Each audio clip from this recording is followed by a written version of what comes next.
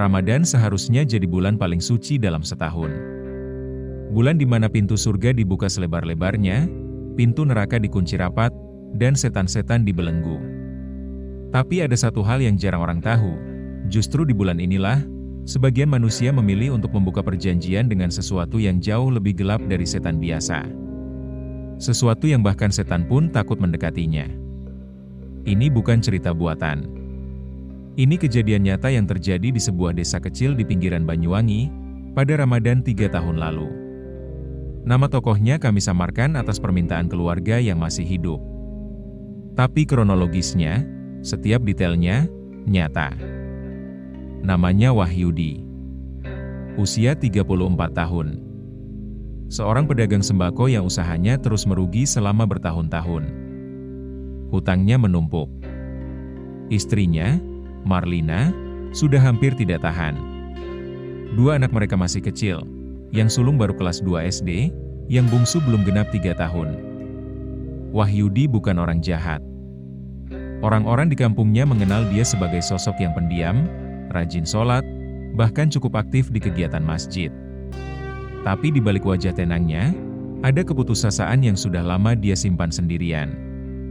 Tekanan hutang, malu di depan mertua, dan perasaan gagal sebagai kepala keluarga perlahan menggerogoti akalnya. Sampai suatu malam, seorang kenalan lamanya datang. Namanya Parjo. Wahyudi mengenalnya dari SMP. Dulu sama-sama miskin, sama-sama tidak punya apa-apa. Tapi sekarang, Parjo datang dengan mobil Fortuner baru, jam tangan emas di pergelangan tangannya, dan senyum lebar yang entah kenapa membuat bulu kuduk Wahyudi sedikit merinding. Mereka ngobrol di teras rumah Wahyudi yang sudah mulai reot. Parjo bercerita tentang bisnisnya yang berkembang pesat. Wahyudi mengangguk-angguk sambil matanya sesekali melirik ke Fortuner parkir di depan rumah. Sebelum pamit, Parjo menepuk bahu Wahyudi dan berkata, "Yud, kalau kamu mau berubah nasib, hubungi aku. Aku punya jalan." Wahyudi tidak langsung merespons. Tapi malam itu, dia tidak bisa tidur. Seminggu berlalu.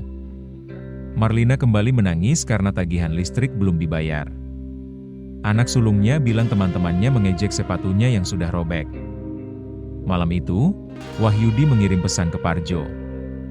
"Jo, aku mau tahu lebih lanjut soal jalan yang kamu maksud." Parjo tidak langsung balas.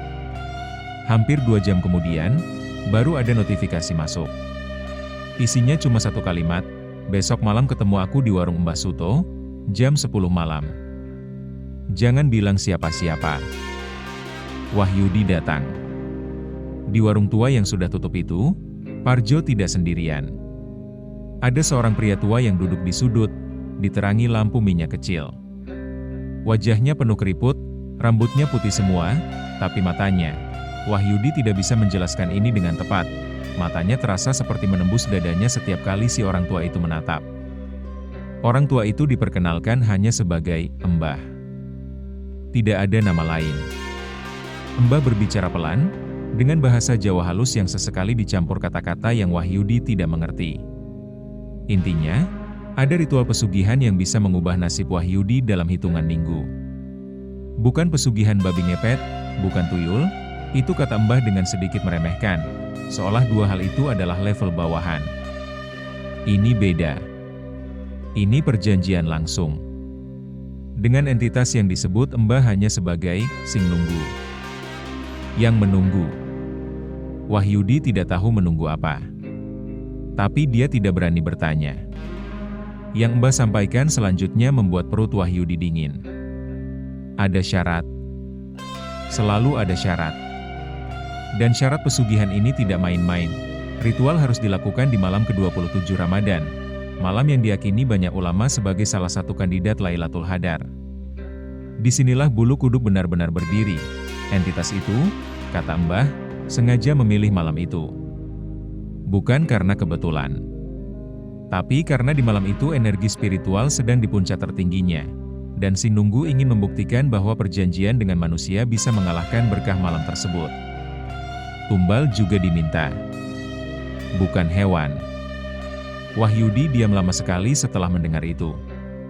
Siapa? Tanyanya akhirnya, suaranya hampir tidak terdengar. Embah menatapnya. Sing paling cerah karo kowe. Yang paling dekat denganmu. Wahyudi pulang malam itu dengan kepala pusing. Dia bilang ke Marlina bahwa dia habis kumpul sama teman lama. Marlina tidak curiga. Tapi malam itu, ketika Marlina tidur di sampingnya, Wahyudi tidak bisa menutup mata. Dia menatap langit-langit kamar.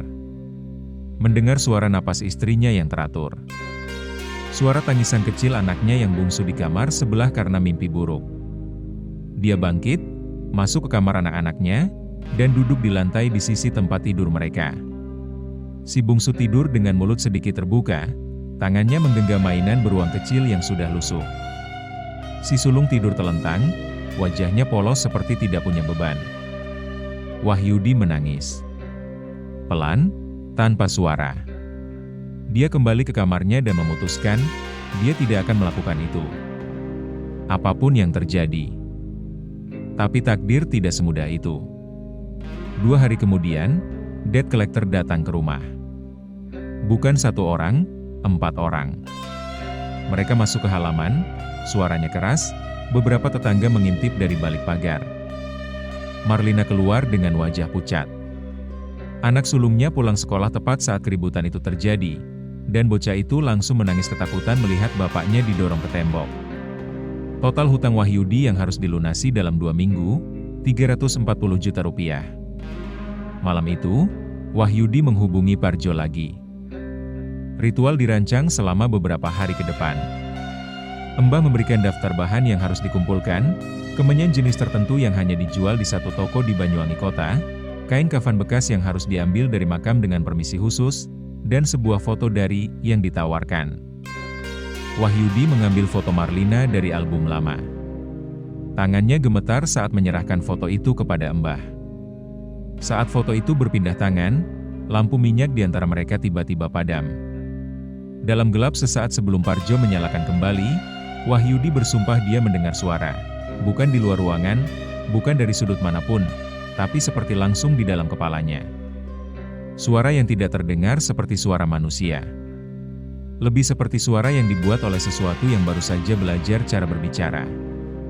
Suara itu hanya bilang 2 kata, sudah terikat. Malam ke-27 Ramadan tiba. Wahyudi pergi dengan alasan tarawih malam. Marlina tidak curiga, suaminya memang rajin tarawih. Dia bahkan membekali Wahyudi dengan air minum dalam botol kecil. Wahyudi menatap botol itu lama. Lalu pergi. Lokasi ritual ada di sebuah tempat yang tidak akan kami sebutkan secara spesifik atas alasan yang akan segera kalian pahami.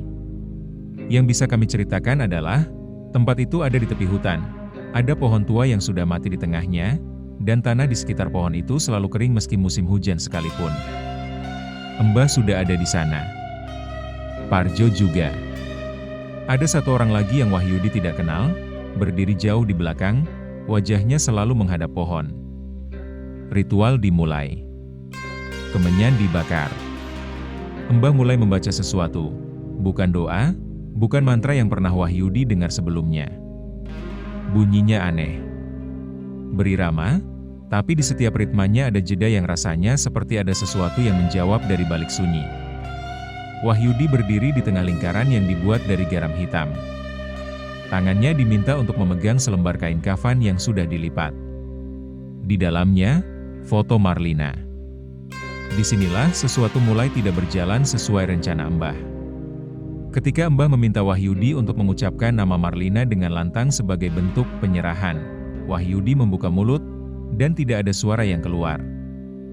Bukan karena dia tiba-tiba berani. Bukan karena ada mukjizat besar yang turun dari langit.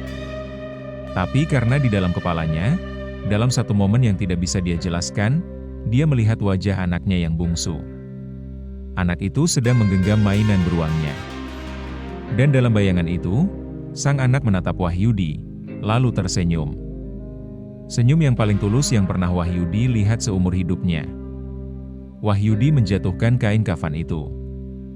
Dan berlari.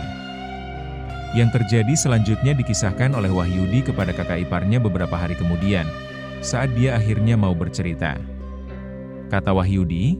Saat berlari, dia mendengar suara Mbah berteriak, bukan dengan suara orang tua seperti biasanya. Suara itu berubah menjadi sesuatu yang lebih dalam, lebih besar, seperti keluar dari sesuatu yang jauh lebih besar dari tubuh seorang pria tua. Dan di balik suara itu ada suara lain, suara yang sama dengan yang Wahyudi dengar saat lampu padam. Kali ini suaranya tidak dua kata lagi. Kali ini lebih panjang. Tapi Wahyudi tidak mau mengulangnya kepada siapapun. Sampai sekarang, Wahyudi berlari sampai kakinya tidak kuat lagi. Sampai dia jatuh di pinggir jalan dan seorang pengendara motor berhenti menolongnya. Dia sampai di rumah subuh. Marlina membuka pintu. Melihat wajah suaminya, kotor, gemetar, bajunya robek di bagian lengan, luka di telapak tangannya, dan langsung memeluknya. Tidak bertanya dulu. Hanya memeluk. Wahyudi menangis di bahu istrinya. Lama sekali. Parjo tidak pernah ditemukan setelah malam itu. Fortunernya ditemukan terparkir rapi di pinggir hutan, kunci masih menggantung di dalam. Tidak ada tanda-tanda apapun di dalamnya. Mbah, tidak ada yang bisa menemukan keberadaannya. Nama yang dia gunakan tidak terdaftar dimanapun. Warga sekitar hutan mengaku tidak pernah melihat orang tua itu sebelumnya. Orang ketiga yang berdiri di belakang malam itu, Wahyudi tidak pernah bisa ingat wajahnya dengan jelas. Bahkan saat diminta mendeskripsikan, yang bisa Wahyudi katakan hanya satu, seperti siluet yang lupa cara menjadi manusia. Wahyudi dan Marlina akhirnya menjual rumah mereka, pindah ke kota lain, memulai dari nol. Hidupnya tidak langsung membaik, masih sulit, masih berjuang. Tapi dia masih ada. Marlina masih ada. Anak-anaknya masih ada. Dan setiap malam ke-27 Ramadan sejak kejadian itu, Wahyudi selalu menghabiskan malam itu dengan berjaga di dalam kamar anak-anaknya. Duduk di lantai, bersandar di tembok, membaca zikir pelan-pelan sampai azan subuh berkumandang. Tidak untuk hal lain. Hanya untuk memastikan bahwa apa yang dulu hampir dia korbankan, masih ada dan masih aman di sampingnya. Tidak ada jumlah uang di dunia ini yang sebanding dengan apa yang hampir Wahyudi berikan. Pesugihan selalu punya cara untuk terlihat masuk akal di saat kita paling lemah, saat hutang menumpuk, saat harga diri kita sudah di titik terendah, saat kita merasa tidak ada jalan lain. Tapi selalu ada jalan lain. Selalu. Dan entitas seperti Sing Nunggu, mereka tahu persis kapan harus datang. Mereka menunggu. Seperti namanya. Menunggu momen di mana manusia sudah tidak percaya lagi bahwa pertolongan bisa datang dari arah yang benar. Jangan beri mereka momen itu.